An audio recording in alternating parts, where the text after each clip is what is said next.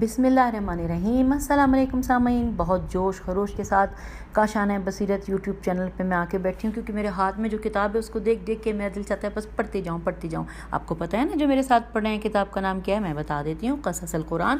اور اس کتاب کو پڑھتے ہوئے یہ ہمارا 28 پارٹ ہے۔ ماشاءاللہ ہم نے 220 صفحات پڑھ بھی لیے۔ کتنی بڑی رحمت ہے ہم پر، اور ہم کتنی ساری چیزیں جان رہے ہیں۔ ہاں یہ تو ہے نا کہ ہم آج کل حضرت موسیٰ کے بارے میں جو قصہ ہے وہ پڑھ رہے ہیں قرآن سے ساتھ۔ تو آئیے اب نئی ہیڈنگ ہے تو وہی ذکر چل رہا ہے حضرت موسیٰ علیہ السلام کا۔ نئی ہیڈنگ ہے کہ بار بار کی عہد شکنیاں، پیج نمبر 221 لکھا ہے نزول کے بعد ظاہر کیا یہاں سے سٹارٹ جہاں سے ہے کہ بار بار کی عہد شکنیاں۔ قرآن میں فرعونیوں کے اس رد عمل کا ذکر کیا گیا ہے جو انہوں نے پروردگار عالم کی عبرت انگیز اور بیدار کنندہ بلاؤں کے نزول کے بعد ظاہر کیا۔ ان تمام قرآنی گفتگو سے یہ ظاہر ہوتا ہے کہ جس وقت وہ بلا کے چنگل میں گرفتار ہو جاتے تھے، جیسا کہ عام طور سے تباہ کاروں کا دستور ہے، وقتی طور پر خواب غفلت سے بیدار ہو جاتے تھے اور فریاد و زاری کرنے لگتے تھے، اور حضرت موسیٰ علیہ السلام سے درخواست کرتے تھے کہ خدا سے ان کی نجات کے لیے دعا کریں۔ چونکہ حضرت موسیٰ علیہ السلام ان کے لیے دعا کرتے تھے اور وہ بلا ان کے سروں سے ٹل جاتی تھی، مگر ان کی حالت یہ تھی کہ جو ہی وہ بلا سر سے ٹلتی تھی تو وہ تمام چیزوں کو بھول جاتے تھے اور اپنی پہلی نافرمانی اور سرکشی کی حالت میں پلٹ جاتے تھے۔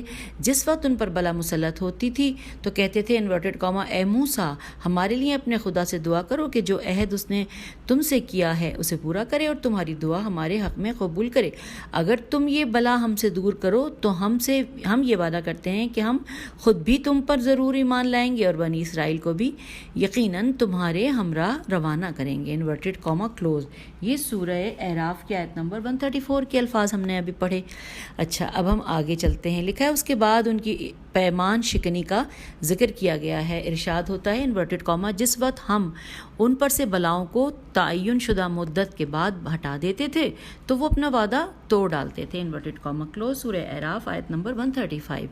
نہ خود ہی ایمان لاتے تھے اور نہ ہی بنی اسرائیل کو اسیری سے آزاد کرتے تھے۔ حضرت موسیٰ علیہ السلام ان کا یک مدت معین کرتے تھے کہ فلاں وقت یہ بلا برطرف ہو جائے گی، تاکہ ان پر اچھی طرح کھل جائے کہ یہ بلا کوئی اتفاقی حادثہ نہیں تھا بلکہ حضرت موسیٰ علیہ السلام کی دعا کی وجہ سے تھا۔ اچھا، اب اگلی ہیڈنگ ہے موسیٰ علیہ السلام کے پاس سونے کے کنگن کیوں نہیں؟ یہاں پر سوالیہ نشان ہے یہ ہیڈنگ۔ لکھا ہے حضرت موسیٰ علیہ السلام کی منطق، ایک طرف ان کے مختلف معجزات، دوسری طرف مصر کے لوگوں پر نازل ہونے والی بلائیں جو موسیٰ علیہ السلام کی دعا کی برکت سے ٹل جاتی تھیں، تیسری طرف ان سب باتوں نے مجموعی طور پر اس ماحول پر گہرے اثرات ڈالے اور فرعون کے بارے میں لوگوں کے افکار کو ڈاواں ڈول کر دیا اور انہیں پورے مذہبی اور معاشرتی نظام کے بارے میں سوچنے پر مجبور کر دیا۔ اس موقع پر فرعون نے دھوکہ دہی کے ذریعے موسیٰ علیہ السلام کا اثر مصری لوگوں کے ذہن سے ختم کرنے کی کوشش کی اور پست اقتدار کا سہارا لیا جو اس ماحول پر حکم فرما تھا۔ انہیں اقتدار کے ذریعے اپنا موسیٰ علیہ السلام کا موازنہ شروع کر دیا اور تاکہ اس طرح لوگوں پر اپنی برتری کو پایہ ثبوت تک پہنچائیں، جیسا کہ قرآن پاک کہتا ہے میں کہ اور فرعون نے اپنے لوگوں کو پکار کر کہا کہ اے میری قوم، آیا مصر کی وسیع و عریض سرزمین پر میری حکومت نہیں ہے؟ تو کیا یہ عظیم دریا میرے حکم سے نہیں بہہ رہے ہیں اور میرے محلوں، کھیتوں اور باغوں سے نہیں گزر رہے ہیں؟ کیا تم دیکھتے نہیں ہو؟ یہاں پہ کلوز ہو گیا اور یہ سورہ زخرف کی آیت نمبر 51 کا حصہ ہم نے ابھی مل کر پڑھا۔ پھر لکھا ہے کہ آگے کہ لیکن موسیٰ علیہ السلام کے پاس کیا ہے؟ کچھ بھی نہیں، ایک لاٹھی اور ایک اونی لباس اور بس۔ تو کیا اس کی شخصیت بڑی ہوگی یا میری؟ آیا وہ سچ بات کہے گا یا میں؟ اپنی آنکھیں کھولو اور بات اچھی طرح سمجھنے کی کوشش کرو۔ اس طرح فرعون نے مصنوعی اقتدار کو لوگوں کے سامنے پیش کیا، بالکل ویسے ہی جیسے کہ عصر جاہلیت کے بت پرستوں نے پیغمبر اکرام صلی اللہ علیہ وسلم کے مقابلے میں مال و مقام کو صحیح انسانی اقدار سمجھ رکھا تھا۔ اب ہم آگے پیج نمبر 222 پر اور ہم اب دوبارہ سے اس صفحے میں ریڈنگ کا آغاز کر رہے ہیں۔ لکھا ہے کہ لفظ نادی نون الف دال چھوٹی ہے اور اس کے اوپر کھڑا الف ہے، یعنی پکار کر کہا اس کے معنی ہے۔ اس سے لفظ نادی سے معلوم ہوتا ہے کہ فرعون نے اپنی مملکت کے مشاہیر کی ایک عظیم محفل جمائی اور بلند آواز کے ساتھ ان سب کو مخاطب کرتے ہوئے یہ جملے ادا کیے کہ یا حکم دیا کہ اس کی آواز کو ایک سرکاری حکم نامے کے ذریعے پورے ملک میں بیان کیا جائے۔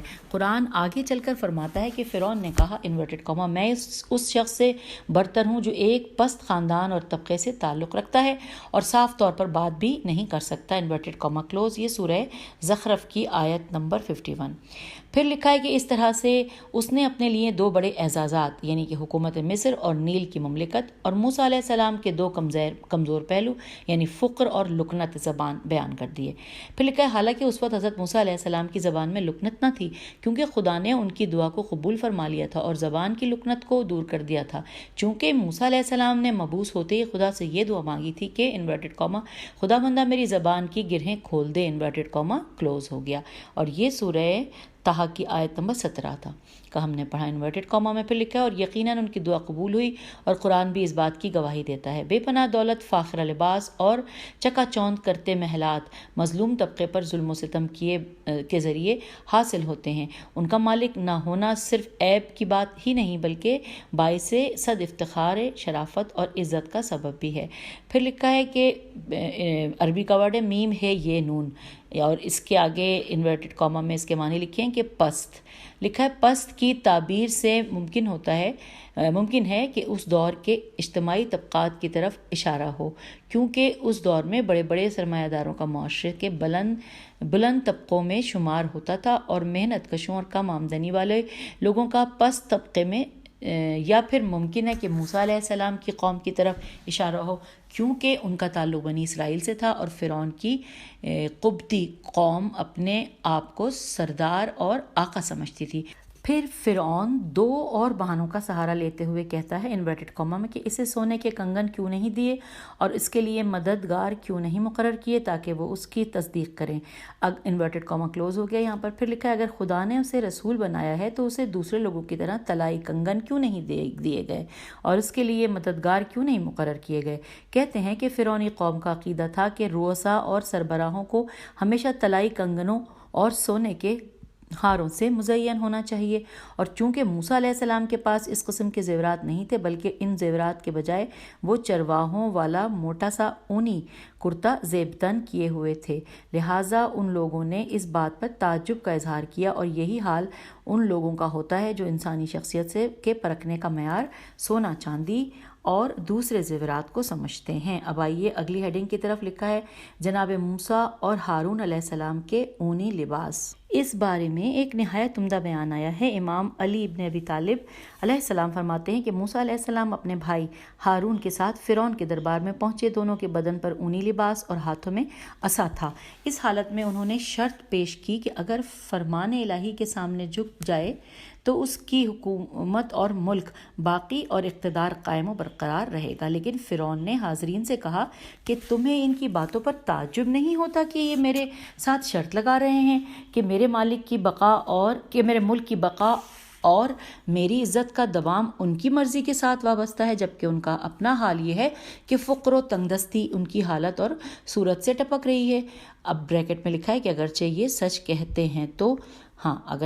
کہتے ہیں تو انہیں طلائی کنگن کیوں نہیں دیے گئے۔ ہم آگے پیج 223 پہ لکھا ہے دوسرا بہانہ وہی مشہور بہانہ ہے کہ جو بہت سی گمراہ اور سرکش امتیں انبیاء کرام علیہ السلام کے سامنے پیش کیا کرتی تھیں، کہ کبھی تو کہتی تھیں کہ وہ انسان کیوں ہے اور فرشتہ کیوں نہیں ہے، اور کبھی کہتی تھیں کہ اگر وہ انسان ہے تو پھر کم از کم اس کے ہمراہ کوئی فرشتہ کیوں نہیں آیا۔ بہرحال آگے چلتے لکھا ہے حالانکہ انسانوں کی طرف بھیجے ہوئے رسولوں کو روح انسانی کا حامل ہونا چاہیے تاکہ وہ ان کی ضرورتوں، مشکلوں اور مسائل کو محسوس کر سکیں اور انہیں ان کا جواب دے سکیں اور عملی لحاظ سے ان کے لیے نمونہ اسوہ قرار پا سکیں۔ اب اگلی ہیڈنگ ہے چوتھا مرحلہ انقلاب کی تیاری، یہ ہیڈنگ ہے۔ نیچے لکھا ہے حضرت موسیٰ علیہ السلام میدان مقابلہ میں فرعون پر غالب آ گئے اور سرخرو اور سرفراز ہو کر میدان سے باہر آئے۔ اگرچہ فرعون اور اس کے تمام درباری ان پر ایمان نہ لائے، لیکن اس کے چند اہم نتائج ضرور برآمد ہوئے، جن میں سے ہر ایک اہم کامیابی کامیابی شمار ہوتا ہے۔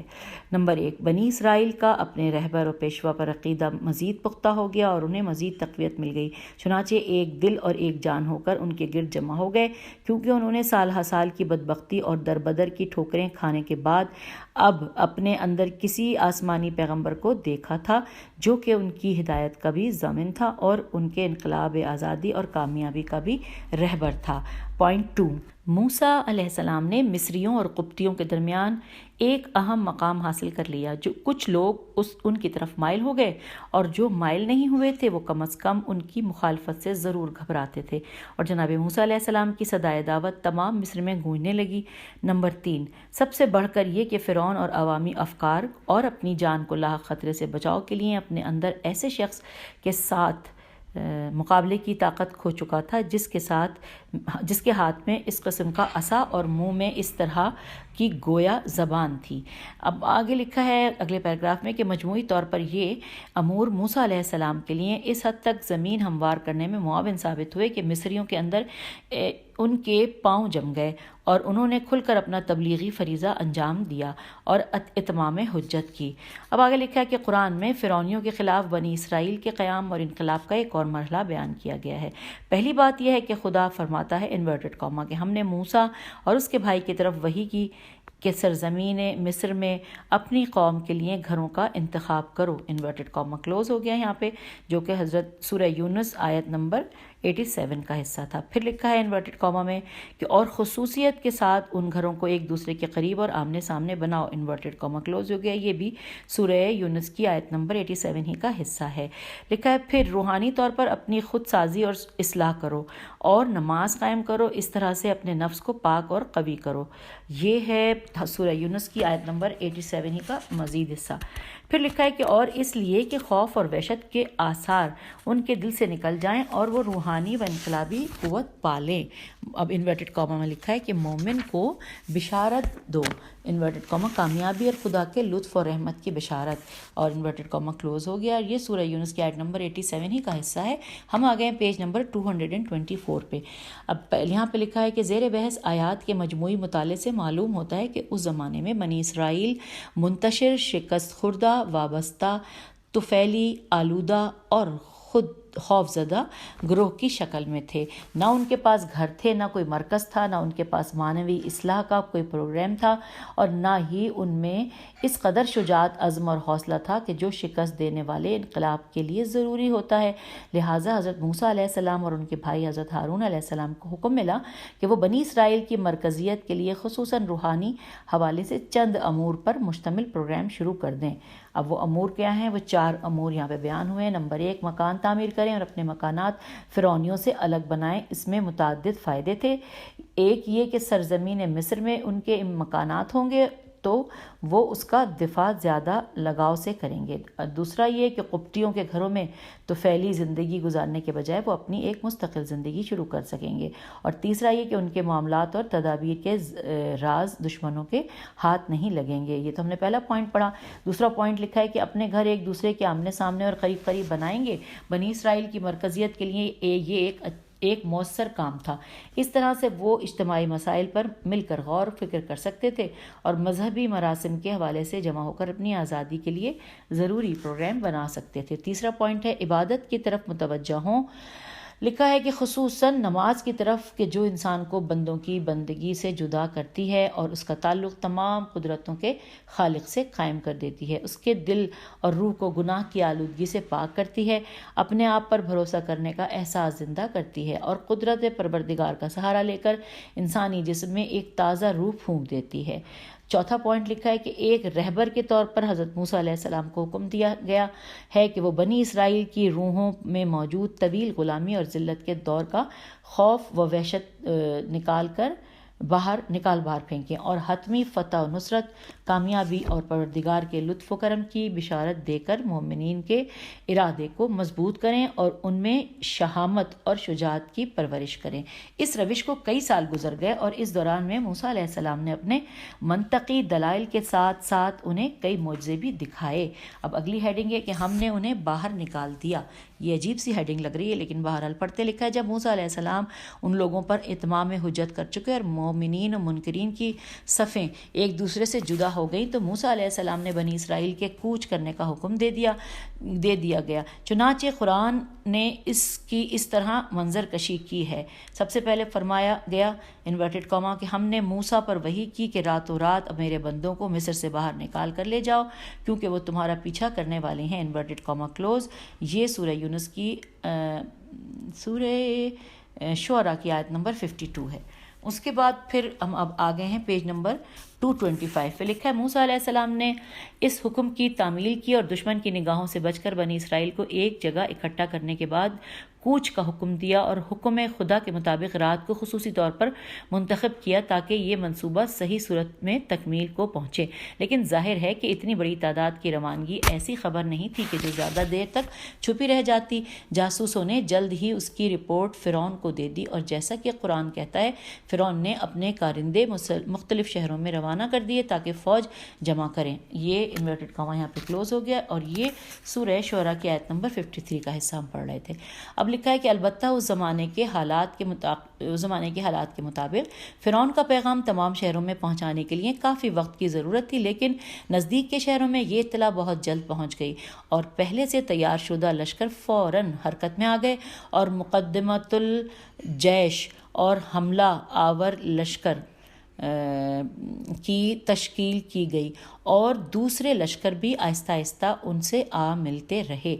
اگلے پیراگراف میں لکھا ہے ساتھ ہی لوگوں کے حوصلے بلند رکھنے اور نفسیاتی اثر قائم رکھنے کے لیے اس نے حکم دیا کہ اس بات کا اعلان کر دیا جائے کہ وہ تو ایک چھوٹا سا گروہ ہے۔ انورٹڈ کاما میں یہ بات تھی کہ وہ تو ایک چھوٹا سا گروہ ہے اور یہ ہے سورہ شعراء کی آیت نمبر 54 کا حصہ کہ وہ تو ایک چھوٹا سا گروہ ہے۔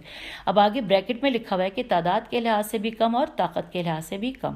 اچھا اب آگے چلتے لکھا ہے کہ لہٰذا اس چھوٹے سے کمزور گروہ کے مقابلے میں ہم کامیاب ہو جائیں گے، گھبرانے کی کوئی بات نہیں ہے کیونکہ طاقت اور قوت ہمارے پاس زیادہ ہے، لہٰذا فتح بھی ہماری ہی ہوگی۔ فرعون نے یہ بھی کہا انورٹڈ کاما کہ آخر ہم کس حد تک برداشت کریں اور کب تک ان سرکش غلاموں کے ساتھ نرمی کا برتاؤ کرتے رہیں، انہوں نے تو ہمیں غصہ دلا دیا ہے۔ انورٹڈ کاما یہاں پہ کلوز ہو گیا۔ سورہ شعراء کی آیت نمبر 55 کا یہ حصہ تھا۔ پھر لکھا ہے آخر کل مصر کے کھیتوں کی کون آبپاشی کرے گا، ہمارے گھر کون بنائے گا، اس وسیع و عریض مملکت کا کون لوگ بوجھ اٹھائیں گے اور ہماری نوکری کون کرے گا۔ اس کے علاوہ اب لکھا ہے انورٹڈ کاما میں کہ ہمیں ان لوگوں کی سازشوں سے خطرہ ہے، خواہ وہ یہاں رہیں یا کہیں اور چلے جائیں، اور ہم ان سے مقابلے کے لیے مکمل طور پر آمادہ اور اچھی طرح ہوشیار ہیں۔ Inverted comma close. اور یہ سورہ شعراء کی آیت نمبر 56 کا حصہ ہے۔ پھر آگے لکھا ہے نمبر 3 لکھا ہے یہاں پہ، ہاں پھر قرآن پاک فرعونیوں کے انجام کا ذکر کرتا ہے اور اجمالی طور پر ان کی حکومت کے زوال اور بنی اسرائیل کے اقتدار کو بیان کرتے ہوئے کہتا ہے انورٹڈ کاما میں کہ ہم نے انہیں سرسبز باغات اور پانی سے لبریز چشموں سے باہر نکال دیا، انورٹڈ کاما کلوز۔ اور یہ ہے سورہ شعراء کی آیت نمبر 57 سے 59 تک کا ہم نے پڑھا۔ لکھا ہے خزانوں، خوبصورت محلات اور آرام و آسائش کے مقامات سے بھی نکال دیا۔ اب آگے لکھا ہے کہ ہاں ہم نے ایسا ہی کیا اور بنی اسرائیل کو بغیر کسی مشقت کے یہ سب کچھ دے دیا اور انہیں فرعون والوں کا وارث بنا دیا۔ یہ سورہ شعراء کی آیت نمبر 59 یعنی آیا بنی اسرائیل نے مصر میں حکومت کی ہے۔ اچھا اب لکھا خدا بند عالم قرآن مجید میں فرماتا ہے کہ ہم نے بنی اسرائیل کو فرعون والوں کا وارث بنایا۔ اسی تعبیر کی بنا پر بعض مفسرین کی یہ رائے ہے کہ بنی اسرائیل کے افراد مصر کی طرف واپس لوٹ آئے اور زمام حکومت و اقتدار اپنے قبضے میں لے کر مدتوں وہاں حکومت کرتے رہے۔ پیج 226 آیات بالا کا ظاہری مفہوم بھی اسی تفسیر سے مناسبت رکھتا ہے، جبکہ بعض مفسرین کی رائے یہ ہے کہ وہ لوگ فرعونیوں کی ہلاکت کے بعد مقدس سرزمینوں کی طرف چلے گئے، البتہ کچھ عرصے کے بعد مصر واپس آ گئے اور وہاں پر اپنی حکومت تشکیل دی۔ تفسیر کے اسی حصے کے ساتھ موجودہ توریت کی فصول بھی مطابقت رکھتی ہیں۔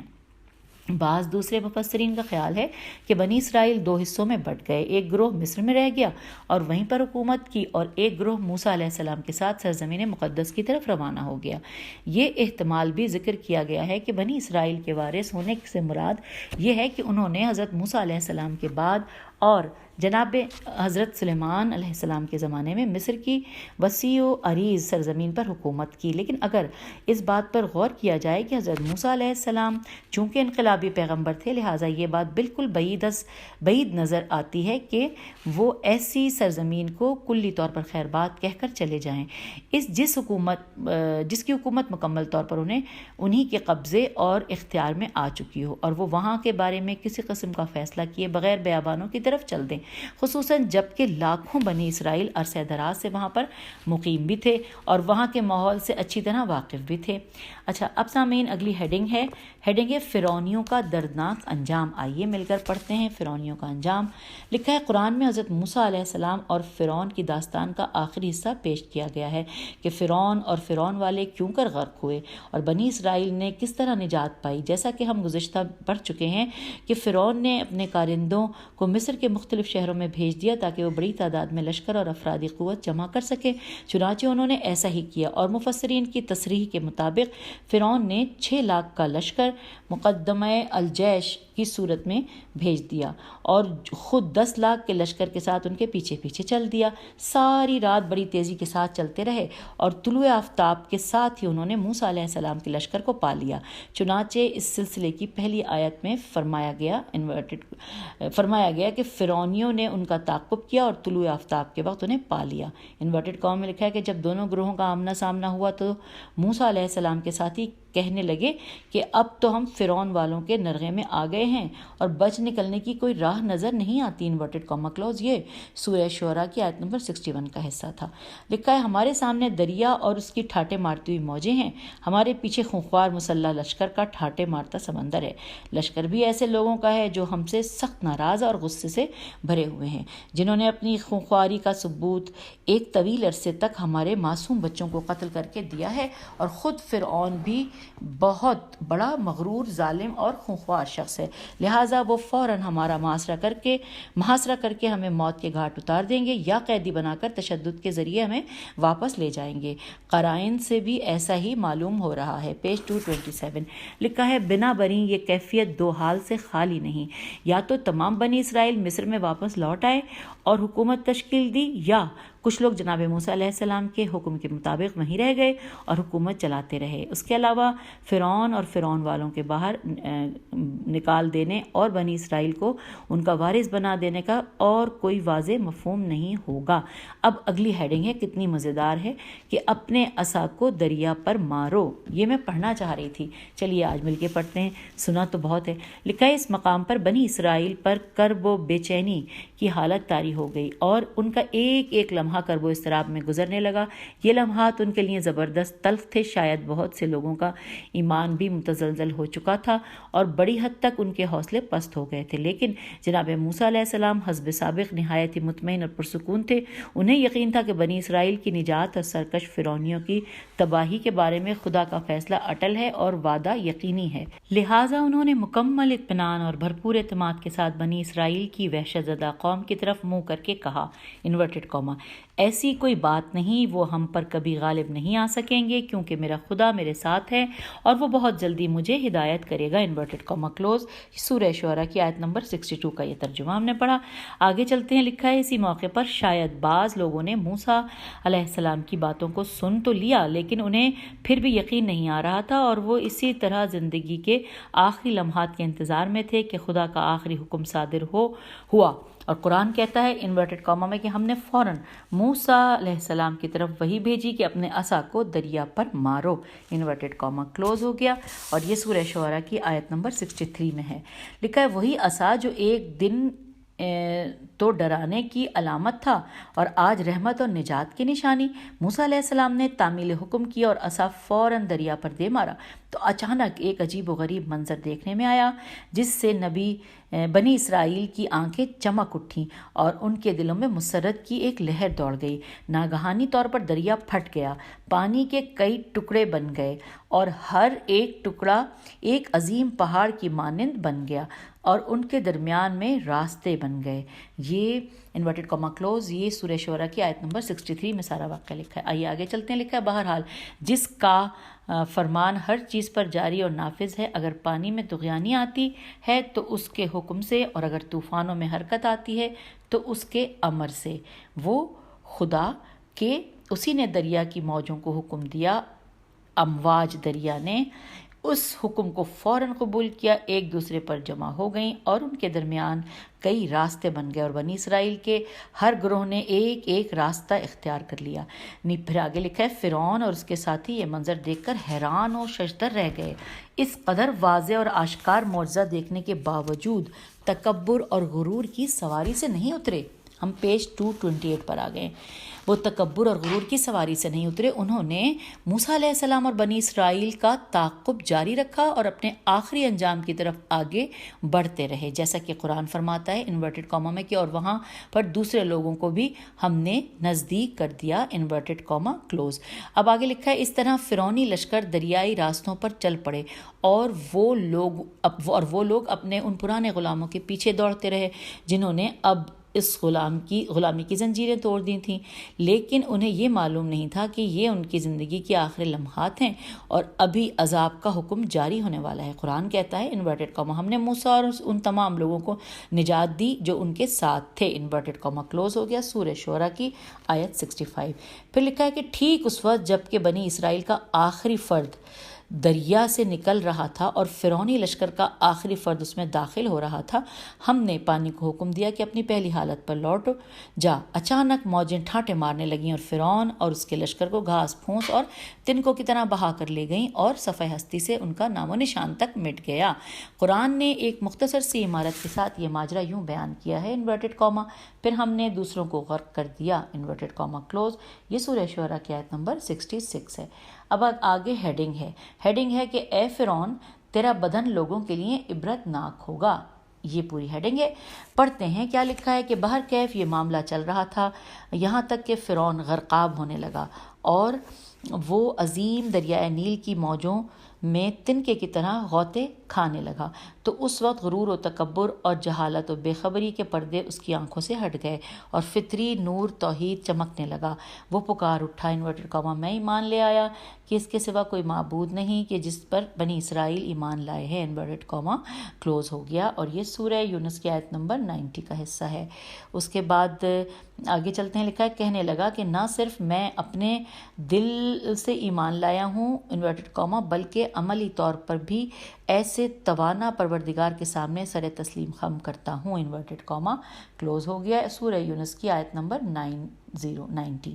پھر لکھا ہے اگلے پیراگراف میں کہ در حقیقت جب حضرت موسیٰ علیہ السلام کی پیشن گوئیاں یک کے بعد دیگرے وقوع پذیر ہوئیں اور فرعون اس عظیم پیغمبر کی گفتگو کی صداقت سے آگاہ ہوا اور اس کی قدرت نمائی کا مشاہدہ کیا تو اس نے مجبوراً اظہار ایمان کیا۔ اسے امید تھی کہ جیسے بنی اسرائیل کے خدا نے انہیں کوہ پیکر موجوں سے نجات بخشی ہے اسے بھی نجات دے گا، لہٰذا وہ کہنے لگا کہ میں اس بنی اسرائیل کے خدا پر ایمان لایا ہوں، لیکن ظاہر ہے کہ ایسا ایمان جو نزول بلا اور موت کے چنگل میں گرفتار ہونے کے وقت ظاہر کیا جائے، در حقیقت ایک قسم کا اضطراری ایمان ہے جس کا اظہار سب مجرم اور گناہ گار کرتے ہیں۔ ایسے ایمان کی کوئی قدر و قیمت نہیں ہوتی اور نہ یہ حسن نیت اور صدق گفتار کی دلیل ہو سکتا ہے۔ اگلے پیراگراف میں لکھا ہے کہ اسی بنا پر خداوند عالم نے اسے مخاطب کرتے ہوئے فرمایا انورٹڈ کاما کہ تو اب ایمان لایا ہے حالانکہ اس سے پہلے تو نافرمانی اور طغیان کرنے والوں مفسدین فی الارض اور تباہ کاروں کی صف میں تھا، انورٹڈ کاما کلوز۔ اور یہ سورہ یونس کی آیت نمبر 90 کا حصہ تھا۔ اب ہم آگے ہیں پیج نمبر 229 پہ لکھا ہے انورٹڈ کاما میں کہ لیکن آج ہم تیرے بدن کو موجوں سے بچا لیں گے تاکہ تو آنے والوں کے لیے درس عبرت ہو، برسر اقتدار مستکبرین کے لیے، تمام ظالموں اور مفسدوں کے لیے اور مستضعف میم سین تے زواد عین فے گروہوں کے لیے بھی۔ پھر آگے لکھا ہے بدن سے مراد یہاں کیا ہے، یہ صرف یہ لکھا ہے۔ تو لکھا ہے اس سلسلے میں مفسرین میں اختلاف ہے، ان میں سے اکثر کا نظریہ ہے کہ اس سے مراد فرعون کا بے جان جسم ہے، کیونکہ اس ماحول کے لوگوں کے ذہن میں فرعون کی اس قدر عظمت تھی کہ اس کے بدن کو پانی سے باہر نہ اچھالا جاتا تو بہت سے لوگ یقین ہی نہ کرتے کہ اس کا غرق ہونا بھی ممکن ہے، اور ہو سکتا ہے کہ اس ماجرے کے بعد فرعون کی زندگی کے بارے میں افسانے تراش لیے جاتے۔ یہ امر جاذب توجہ ہے کہ لغت میں لفظ بدن، جیسا کہ راغب کے مفردات میں کہا ہے، جسد عظیم کے معنی میں ہے۔ اس سے معلوم ہوتا ہے کہ بہت سے خوشحال لوگوں کی طرح کہ جن کی بڑی زرق برق افسانوی زندگی تھی، وہ بڑا سخت اور چاق و چوبند تھا۔ مگر بعض دوسرے افراد نے کہا ہے کہ بدن کا ایک معنی ذرا بھی ہے، اور یہ اس طرف اشارہ ہے کہ خدا نے فرعون کو اس زرین ذرا سمیت پانی سے باہر نکالا کہ جو اس کے بدن پر تھی، تاکہ اس کے نیچے پہچانا جائے اور کسی قسم کا شک و شبہ باقی نہ رہے۔ اب بھی مصر اور برطانیہ کے عجائب گھروں میں فرعونیوں کے مومیائی بدن موجود ہیں۔ کیا ان میں حضرت موسیٰ علیہ السلام کے ہم عصر فرعون کا بدن بھی ہے کہ جسے بعد میں حفاظت کے لیے مومیا لیا گیا ہو یا نہیں؟ اس سلسلے میں کوئی صحیح دلیل ہمارے پاس نہیں ہے۔ سامعین، ہم یہاں پہ اپنی اس ریکارڈنگ کو روک دیتے ہیں کیونکہ ٹائم بھی ہو گیا ہے، کیونکہ اگلی ہیڈنگ آ گئی ہے، اور اگلی ہیڈنگ بتا دوں ہم اگلے آڈیو میں پڑھیں گے۔ ہیڈنگ ہے بنی اسرائیل کی گزرگاہ۔ یہ انشاءاللہ ہم پڑھتے ہیں اگلی آڈیو میں۔ اجازت دیجیے، اپنا خیال رکھیے گا۔ خدا حافظ۔